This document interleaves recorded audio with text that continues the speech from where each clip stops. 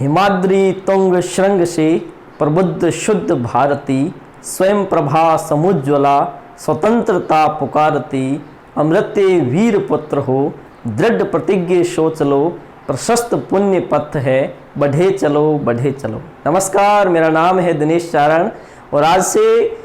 3 साल पहले 2017 में मेरा पहला पदस्थापन स्कूल व्याख्याता के पद पर हुआ। 2017 में मेरी पोस्टिंग एक ऐसे गांव में हुई जहां पर मुझे संसाधन के नाम पे कुछ नहीं मिल सकता है, क्योंकि उसी दरमियान मैंने ये सोचा कि 2012 से 14 मैंने राजस्थान केंद्रीय विश्वविद्यालय से जो हिंदी साहित्य का ज्ञान अर्जित किया था वो कहीं ना कहीं पीछे न छूट जाए। इसी की सोच को मैंने आगे बढ़ाते हुए 2017 में एक YouTube चैनल बनाया जिसका नाम रखा था हिंदी साहित्य का अध्ययन। उसी हिंदी साहित्य का अध्ययन चैनल पर मैंने कई हिंदी साहित्य के टॉपिक को उस रूप में पढ़ाया जिस प्रकार से एक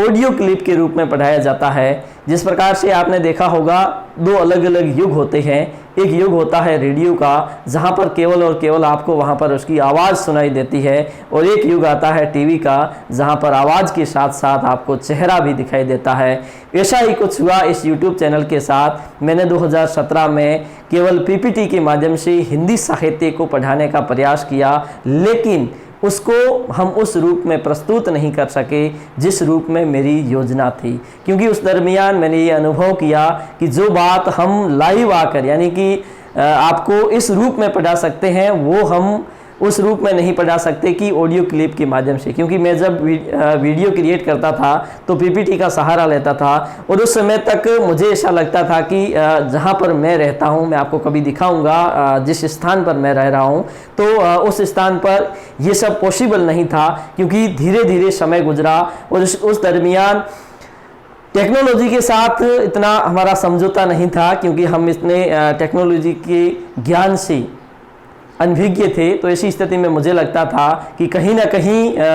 हम उस हिंदी साहित्य के ज्ञान को जो हमने आज से लगभग 7-8 साल पहले अर्जित किया था, जब मैं राजस्थान केंद्रीय विश्वविद्यालय में 2012 से 14 PG करके निकला था, तो उस समय मैं नेट JRF भी था। लेकिन कुछ चीज़ें होती हैं जो व्यक्तिगत भी होती है और कुछ पारिवारिक परिस्थितियां भी होती है, जिसके चलते हमने क्या किया, BEd करने का निर्णय लिया। और 2015 में मेरी BEd हुई और 2016 में मेरा स्कूल व्याख्याता में 55वीं रैंक पर चयन हो गया। तो मुझे कहीं ना कहीं, हालांकि मैंने इस दरमियान PhD में भी प्रवेश ले लिया और PhD अभी रनिंग भी है, लेकिन मैं ये चाहता था कि मेरे द्वारा अर्जित ज्ञान, यानी कि मैंने जो राजस्थान केंद्रीय विश्वविद्यालय अजमेर के हिंदी विभाग से पाया है, वो कहीं ना कहीं पीछे न छूट जाए। इसीलिए मैंने ये मुहिम चलाई थी कि कहीं ना कहीं उससे मैं जुड़ा रहूँ। और लगभग 2 साल तक मैं लगातार हिंदी साहित्य का इतिहास के अलग अलग टॉपिकों को इस YouTube चैनल के माध्यम से पढ़ाता रहा, और आप लोगों का बहुत ज़्यादा प्यार मिला और आज YouTube चैनल बहुत अच्छे तरीके से ग्रो कर रहा है। लेकिन मेरा हिंदी साहित्य विषय जो कहीं ना कहीं पीछे छूट गया उस रूप में, क्योंकि मेरी ये आगे ये योजना है कि मैं हिंदी साहित्य को अब लाइव आकर पढ़ाना चाहता हूं, और लाइव में किस प्रकार से पढ़ाऊंगा उसकी मैं इस वीडियो के माध्यम से मैं आपको एक रूपरेखा बताऊंगा कि हालांकि किसी भी विषय को पढ़ने के लिए आपके पास किताब होती है, लेकिन किताब से भी ज़्यादा जब आप किसी चीज़ को एक्सप्लेनेशन रूप में कहीं ना कहीं विस्तृत रूप में पढ़ते हो किसी अन्य से, क्योंकि कभी कभी होता क्या है कि आप जो चीज़ किताब में पढ़ते हो वो की वो चीज़ अगर आपको कोई अन्य अध्यापक हो या फिर कोई और साथी आपको अगर आप उस रूप से भी ज़्यादा अच्छे तरीके से समझाता है, तो मुझे लगता है कि वो ज़्यादा बेहतर होता है। तो कहीं ना कहीं कुछ ऐसे साथी भी है, कुछ ऐसे विद्यार्थी भी है जो ये चाहते भी है। मुझे कई दफ़ा उन्होंने कहा भी है कि सर आप एक बार लाइव आकर हमें पढ़ाओ। और इसके साथ साथ क्योंकि जब 2019 में सितंबर माह में एक राष्ट्रीय मतदाता कार्यक्रम के तहत हमें ये काम मिला था, एक सुपरवाइज़र के रूप में एक BLO ऐप का हमने कुछ रिव्यू भी किया था। तो उस दरमियान ये चैनल थोड़ा ग्रो कर गया, और उसके पश्चात मैं हिंदी साहित्य के उतने टॉपिक नहीं दे पाया, और कई साथियों की कंप्लेन भी थी, कई साथियों की गिला शिकवा भी होते हैं, क्योंकि कुछ साथी ऐसे होते हैं जो कभी कभी कहीं ना कहीं आपसे ज़्यादा आशा रखते हैं और मुझे लगता है कि अब वो समय आ गया है जब मैं सारा का सारा समय हिंदी साहित्य विषय को एक ऑनलाइन प्लेटफॉर्म के माध्यम से प्रस्तुत करना चाहता हूं और उसको किस प्रकार से आपके समक्ष प्रस्तुत करूंगा उसकी सारी रूपरेखा मैं आपको वीडियो के माध्यम से बताऊंगा। तो मेरी आपसे एक गुजारिश रहेगी, अगर आप वास्तव में हिंदी साहित्य को ऑनलाइन प्लेटफॉर्म के माध्यम से पढ़ना चाहते हैं तो एक तो ज़्यादा से ज़्यादा लोगों के साथ इसे शेयर कीजिए और दूसरी बात है कि आप मुझे कमेंट बॉक्स के माध्यम से ज़रूर बताइए कि आपको कौन कौन से टॉपिक ज़्यादा हार्ड लगते हैं। और मेरी जो योजना है हिंदी साहित्य को पढ़ाने की वो इस प्रकार से रहेगी कि मैं हिंदी साहित्य को क्रमबद्ध रूप से पढ़ाने का प्रयास करूँगा। जैसे कि एक टॉपिक आ गया, जैसे कि हम सबसे पहले अगर हिंदी साहित्य में देखें तो सबसे पहले हमें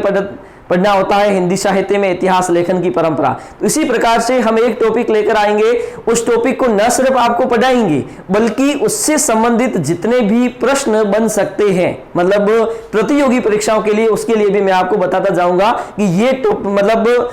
जैसे कि मैं कोई टॉपिक पढ़ा रहा हूं तो उस टॉपिक से संबंधित कोई भी ऐसा कॉन्सेप्ट आता है तो मैं आपको बताता जाऊंगा कि यहां पर आपको इस चीज का ध्यान रखना है और इस प्रकार से आपको पढ़ना है। तो मेरी ये कोशिश रहेगी कि आपको ज़्यादा से ज़्यादा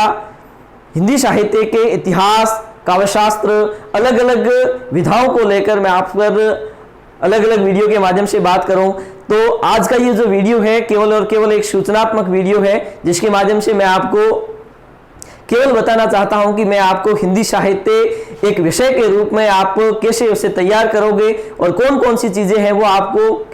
किस प्रकार से तैयार करनी है, सारी जानकारी मैं आपको अलग अलग तरह से बताने का प्रयास करूंगा। और एक महत्वपूर्ण बात, मैं ये चीज़ हमेशा अपने उस